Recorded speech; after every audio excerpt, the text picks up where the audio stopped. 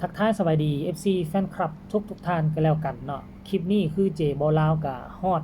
หลวงพระบางเป็นทีเรียบร้อยแล้วแหละฮอดตอนประมาณ11โมง12นาทีแล้วก็เจบอลาวก็ไปซอกหาที่พักแล้วก็ไปเลาะหากินข้าวกินน้ำปัจจุบันนี้ก็คือกินข้าวกินน้ำและซอกหาที่พักได้สำเร็จเสร็จสิ้นแล้วก็จึงมาเฮ็ดคลิปเฮ็ดข่าวรายงานตัวให้กับ FC แฟนคลับน้องธิดาลาวกับน้องอาอายสกุลนพร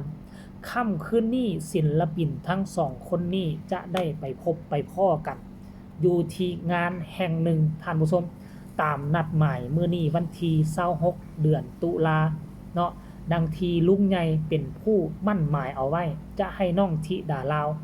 ได้ไปขึ้นเวทีแสดงความสามารถเป็นการฝึกฝนหล่อหลอมตนเอง เพื่อให้น้องธิดาลาวก้าวเข้าไปเป็นศิลปินหมอลำอย่างมีคุณภาพ และก็เอาเอื้อยอาอายเป็นแบบอย่าง ถ้ากรณีว่าได้ขึ้นเวทีกับเอื้อยอาอายแบบนี้เป็นประจำมันก็จะเฮ็ดให้ความสามารถของน้องธิดาลาวนั่นพัฒนาขึ้นแบบก้าวกระโดดขั้น เมื่อ5ชั่วโมงที่ผ่านมานี่พอภูศรีวิไลได้ออกมาโพสต์เคลื่อนไหวแบบนี้ท่านผู้ชมคืนนี้ธิดาลาวไปหาพี่อาอายและน้องและพี่น้องบ้านขามป้อมนะครับว่าซันเดย์แล้วก็สิ่งหนึ่งที่เจบอลาวเห็นแล้วมีความสุขรู้สึกปลาบปลื้มใจข้างนี้คือลุงใหญ่จัดหนักจัดเต็มเฮ็ดเป็นพิเศษเลยโปสเตอร์มีอาอายแล้วก็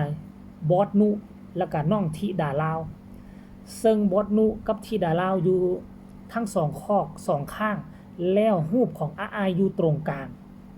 ซึ่งมันเป็นภาพบรรยากาศเฮาเบิ่งแล้วเฮาก็รู้สึกว่าเขายกสูงน้องธิดาลาวให้เป็นบุคคลพิเศษเนาะเฮาจะเห็นได้ว่าตอนที่ก่อนหน้านี้ที่น้องธิดาลาวได้ไปขึ้น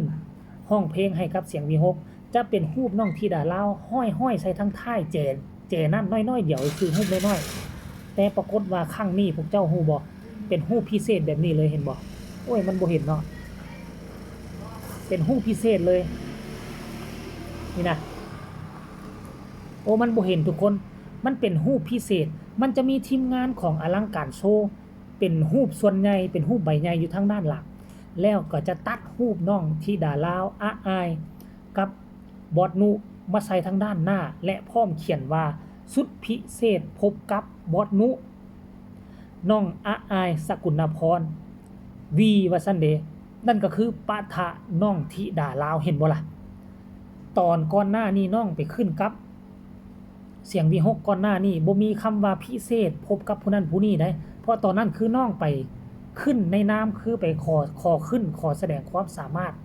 แต่ตัวนี้น่าจะเป็นการรับเชิญหรือบ่เพราะเขาเจ้าเขียนมาเห็นบ่สุดพิเศษพบกับบอสนุอาอายสกุลพรวีน้องธิดาลาวน่าจะเป็นการรับเชิญอย่างเป็นทางการเนาะเห็นแบบนี้แล้วก็รู้สึกดีอกดีใจซึ่งเจบอลาวก็คิดว่าโอ้อันจะได้ไปขึ้นอลังการโชว์นี่มันคงจะบ่มีหวังละบ่หลังจากที่เจอดราม่าตอนนั้นนะแต่ที่ไหนได้ทุกคนเอ้ย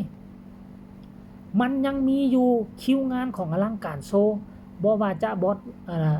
นี่ก็ลุงใหญ่เสียงวิหกว่าแนวใดก็ยังปฏิบัติตามนั้นบ่มีการเปลี่ยนแปลงประเด็นดราม่าก็คือประเด็นดราม่าที่เป็นเพียงคนเดียวมาสร้างกระแสซื่อๆส่วนความหักความแพงระหว่างองค์กรเสียงวิหกองค์กรอลังการโชว์และก็โตน้องธิดาลาวกับบ่าวภูศรีวิไลคือบ่มีอีหยังขัดข้องมองใจกันทั้งหมดท่านผู้ชมและเฮารอท่าเบิ่งการไปพบกันกับอาอายครั้งนี้อยู่บนเวทีใหญ่อลังการโชว์มันจะมีอีหยังเฮ็ดให้เฮาตื่นหน้าตื่นตาตื่นใจหรือบ่เจบ่เล่าหวังไว้ลึกๆแบบนี้นะอยากเห็นบอสนุอาอายและก็น้องธิดาลาวขึ้นเวทีร่วมกันคันถ้าหากว่าขาดบอสนุกับขาดอาอายไปธิดาลาวก็ยังรู้สึกเขินอายอยู่ที่เฮาเห็นที่ผ่านมาได้เนาะเขินอายอยู่คันถ้ากรณีว่ามีบอสนุคุมเวทีอยู่นั่นหมายความว่าน้องธิดาลาวจะบ่มีคำว่าเขินอายเพราะว่าบอสนุเราเก่งได้เก่งคือประสานเก่งตัวปูเก่งตัวน้ำถามเปิดประเด็น แล้วเฮ็ดให้อาอายน้องธิดาลาวสามารถสานต่อตอบคำถามได้แล้วมันจะเป็นคำถามที่สนุกสนานดังที่เฮาเห็นกันทุกๆครั้งอยู่ในเสียง V6 ถ้าบอสนุกับอาอายมาพ้อกันยามใดนั่นหมายความว่าความม่วนความมันจะระเบิดคูณ2คันถ้ามื้อใดอาอายขึ้นเวทีผู้เดียวบ่มีพอนกบ่มีบอสนุมื้อนั้นก็อยากจะง่วมจะเหงาแน่แต่ถ้ามีบอสนุเข้ามาคือความมันคูณ2แน่นอนเพราะฉะนั้นแล้วคันสิปล่อยให้น้องธิดาลาวขึ้นเวทีเพียงแต่คนเดียวมันก็คือมันบ่แจ่มใจแหมมันบ่แจ่มใจความสนุกสนานมันก็จะบ่นั่นคือน้องบ่สามารถสิไปต่อคือคำเว้าคำว่าของน้องก็อาจจะบ่เก่งเทื่อนึงมาร้องเพลงนึงจบไปแล้วกว่าจะไปขึ้นเพลงที่2นะมันต้องมีคำเว้าคำว่าคำจาคันว่ามีบอสนุอยู่นำนี่มันจะเป็นตัวปูที่ดีเฮ็ดให้การแสดงโชว์ของน้องธิดาลาวมันจะได้อรรถรสขึ้นกว่าเก่านั่นเองเนาะอันนี้คือความคิดลึกๆส่วนตัวของเจบ่ลาวนะแต่พอแม่ๆบ้านฮัก FC แฟนคลับของธิดาลาวอาจจะคิดแตกต่างจากเบาเจก็เป็นไปได้เนาะทุกคนมีสิทธิ์คิดและความคิดของทุกคนก็คือมุ่งเป้าเพื่อหวังอยากให้น้องธิดาลาวเก่งแบบคืออาอายซั่นนะท่านผู้ชม MC แฟนคลับเนาะเฮาก็มาตั้งตารอคอยเบิ่งกันแล้วกันเด้อบัดนี้เจบ่ลาวสิไปอ่านคอมเมนต์เบิ่งหลังจากที่เห็นข่าวแบบว่าทุกคนก็คองคอยกันมาเกือบเป็นเดือนแล้วคองคอยอยากให้มันฮอดมื้อนี้น่ะหลายคนจนว่าลืมไปแล้วเจบ่ลาวก็ลืมข่าวแล้วโอ้วันที่เท่าใดแท้คือว่าเดือนนี้นี่มีหลายงานแม่นบ่ของอลังการโชว์น่ะเดือนนี้มี2งานบ่แล้วเดือนหน้าจะมีอีกแม่นบ่แต่ว่าที่สำคัญวันที่30นี่งานของเอื้อยอุงอิงจักแม่นข่าวแท้จักแม่นข่าวปลอมว่าวงใหญ่จะหยุดทำการแสดงค่อยคิดว่าน่าจะบ่หยุดละมั้งคันหยุดนี่ก็ถือว่าโอ้ก็เสียดายเติบคันถ้าว่าบ่หยุดน้องธิดาลาวได้ไปงานของเอ้ยอุงอิง 100% แน่นอนค่อยกล้าฟันธงนะเดี๋ยวเจบ่ลาวจะไปสอดส่องเบิ่งข้อมูลข่าวสารจากพ่อเอกแม่น้อยพ่อของเอ้ยอุงอิงว่ามันสิมีความคืบหน้าอีหยังหรือบ่เนาะนี่บัดเนี่ยว่าจังได๋ท่านผู้ชมงานประเพณีการบันเทิงสถาบันว่าซั่นเด้สถานบันเทิงดำเนินกิจกรรมได้ปกติแค่ให้เหมาะไม่เกินไป